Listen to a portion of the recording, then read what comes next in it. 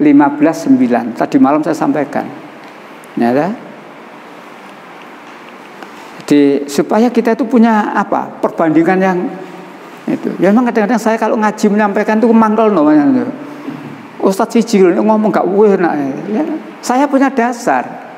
Ya, sama dengan orang Kristen punya dasar. Neraka ialah tempat siksaan orang yang sudah mati, yang waktu hidupnya tidak mengikuti Yesus Kristus. Kan sudah pernah dibaca ya. Jadi menurut Alkitab, saya dan penjenengan itu calon penghuni. Nah, itu hak mereka. Kita tidak boleh marah. Tapi sebaliknya kalau saya ngomong selain Islam neraka, ojo nesu. Ya. Geger tidak usah. Tapi debat boleh. Kita diperbolehkan debat dengan ahli kitab dengan cara yang baik. Gimana debat yang baik? Sama-sama punya argumen. Argumennya itu dari dasar yang jelas. Sampai ngomong Yesus Tuhan, dalilin di. Saya ngomong Yesus bukan Tuhan, ki dalile. Dan saya kalau dialog tidak menggunakan Quran dulu. Quran itu belakangan. Kalau saya ujuk-ujuk ngomong Quran, mereka berkata itulah Quran, Pak. Quran itu belakangan saja. Ya contohnya babi haram. Kalau saya ngomong ini loh Al-Baqarah, kilo Al-Maidah, kilo Al-An'am, dia jawab itu kan Quran, Pak. Tapi kalau kemudian saya tunjukkan kilo Imamat 11 ayat 7, kilo Ulangan, menang deh. Ternyata di Alkitab babi juga haram. Nah, seperti itulah kita. Baik.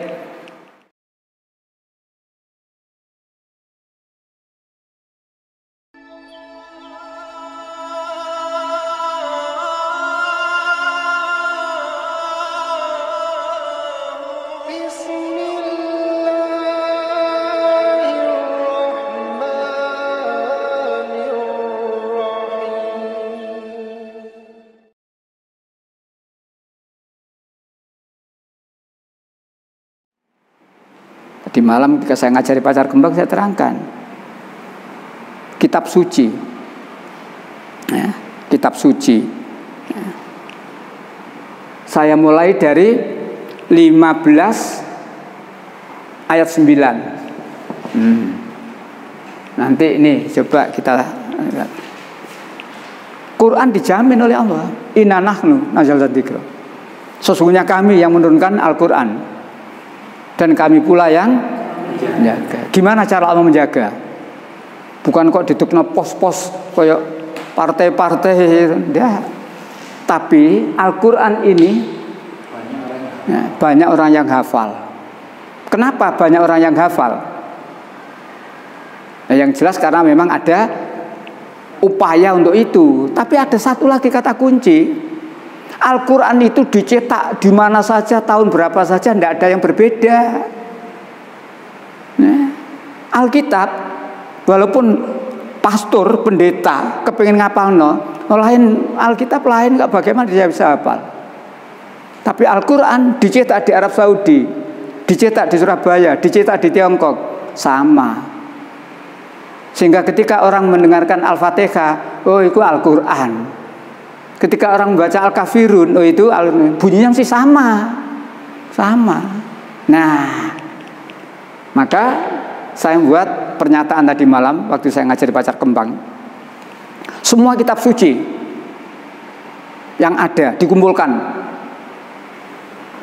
Kitab sucinya orang Hindu, orang Buddha, orang Konghucu, walaupun itu kitab suci buatan sendiri, termasuk kitab sucinya orang Nasrani, termasuk kitab sucinya orang Islam, kumpulkan semuanya, bawa ke Stadion Tambak Sari ya.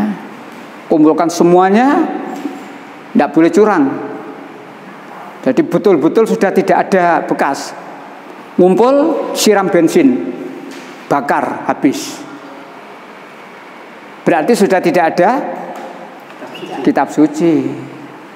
Pertanyaannya, kitab suci mana yang bisa disusun kembali?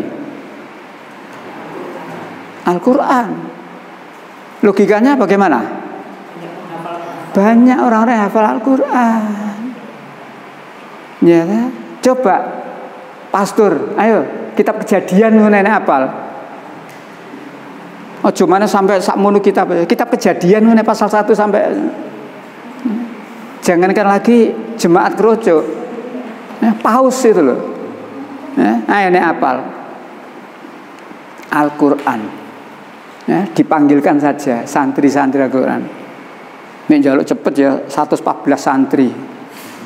Kok 114? Ya karena Al-Quran terdiri dari 114 surat. Tiap santri 1 surat. Enak sing Al-Kautsar, Pak. Enak atau enak Al-Kautsar. Iya, memudahkan orang untuk itu, ya tak? Makanya salah satu di antara yang diakui oleh ahli-ahli psikologi itu, kalau ingin menunda kepikunan, banyak baca Quran. Sekali kita tuh hafal Al-Fatihah, insya Allah tidak akan lali. Kalau membaca sejarah sak lembar, ayo sak lembar toh, tidak usah banyak. Hafalkan 1 lembar itu, ya. Setiap hari dihafalno, besok belum tentu si ono kalimat sing kelewat. Hafalkan Al-Quran surat apa? Insya Allah sampai tua gak lali-lali itu, menunda kepikunan. Nah itu sudah dibuktikan. Jadi salah satu cara untuk menunda kepikunan banyak membaca, ya. Tapi terutama banyak membaca Al-Quran, karena jelas sekali kita menghafalkan, ya, sudah melekat itu, melekat. Ya, dunia toh di situ bedanya, ya. Nah, 15:9 tadi malam saya sampaikan, ya. Jadi supaya kita itu punya apa? Perbandingan yang itu. Ya memang kadang-kadang saya kalau ngaji menyampaikan itu mangkel namanya. Ustadz Sijil ngomong gak enak. Ya. Saya punya dasar. Ya, sama dengan orang Kristen punya dasar. Neraka ialah tempat siksaan orang yang sudah mati, yang waktu hidupnya tidak mengikuti Yesus Kristus. Kan sudah pernah dibaca ya. Jadi menurut Alkitab, saya dan penjenengan itu calon penghuni. Itu hak mereka. Kita tidak boleh marah. Tapi sebaliknya kalau saya ngomong selain Islam neraka, ojo nesu. Ya. Geger tidak usah. Tapi debat boleh. Kita diperbolehkan debat dengan ahli kitab, dengan cara yang baik. Gimana debat yang baik? Sama-sama punya argumen. Argumennya itu dari dasar yang jelas. Sampeyan ngomong Yesus Tuhan, dalilin di. Saya ngomong Yesus bukan Tuhan, ki dalile. Dan saya kalau dialog tidak menggunakan Quran dulu. Quran itu belakangan. Kalau saya ujuk-ujuk ngomong Quran, mereka berkata itulah Quran, Pak. Quran itu belakangan saja. Ya contohnya babi haram. Kalau saya ngomong ini loh Al-Baqarah, kilo Al-Maidah, kilo Al-An'am, dia jawab itu kan Quran, Pak. Tapi kalau kemudian saya tunjukkan kilo Imamat 11 ayat 7, kilo Ulangan, menang deh. Ternyata di Alkitab babi juga haram. Nah seperti itulah kita. Baik.